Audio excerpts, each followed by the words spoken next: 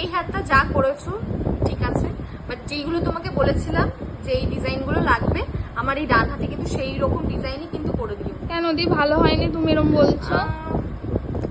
ভালো হয়েছে, বাট আমি যেটা চেয়েছি সেটা কিন্তু এখনো হয়নি। কি বলছো দি? এত কষ্ট করে দেখো তোমার মেহেন্দিটা আমি, তুমি যেরম যেরম বলেছিলে পিকক চাই, আমি সেরকমই মোটিভে করে দিয়েছি, এরকম বলছো? ঠিক আছে তুমি করো, এই হাতটা সুন্দর যাতে করা চাই। তোমাকে বলে যে ডিজাইনগুলো বলেছিলাম সেগুলো কিন্তু তুমি করো। ঠিক আছে কি দেখি। বলা উচিত আমি নিজেও জানি। এ বাবা, ঠিক আছে দি দেখি, চলো আমি। সেই মানে গোবর লাগিয়ে দিয়েছে এমন মনে হচ্ছে। কি হলো তোমার মুখটা এমন হয়ে আছে? কি পছন্দ হচ্ছে না? কি টেরা বেকা কালো কালো করে দিচ্ছ মেহেন্দি। আমি তো সবে শুরু করলাম, তুমি এখনো রং আসবে তারপর তো তুমি বলবে। লাইন দেখো ঠিকই করেছি। আরে হাতেটা এত মোটা কেন? এ বাবা, এই জায়গাটা আমি যদি ভরাট করে ফিল না করি তাহলে রংটা কি করে আসবে দি?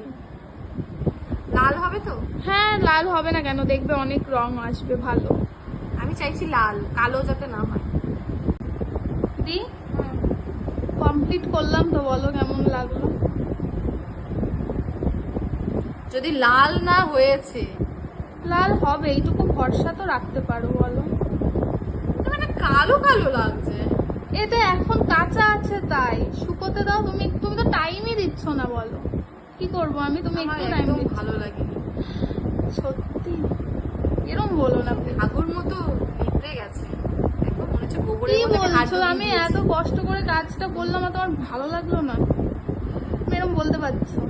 সত্যি দারুণ হয়েছে, খুব ভালো হয়েছে। আমরা এতক্ষণ ধরে যে নাটকটা করছিলাম, ওকে আমি যে বলবো যে খারাপ হয়েছে, আমি খারাপ বলতেই পারছি না। মাঝে মাঝে আমি হেসে ফেলছি, এত ভালো মেহেন্দি করে। দেখো তোমরা কতটা সুন্দর ও মেহেন্দি পড়ায়। এরকম করো দি, দুটো হাত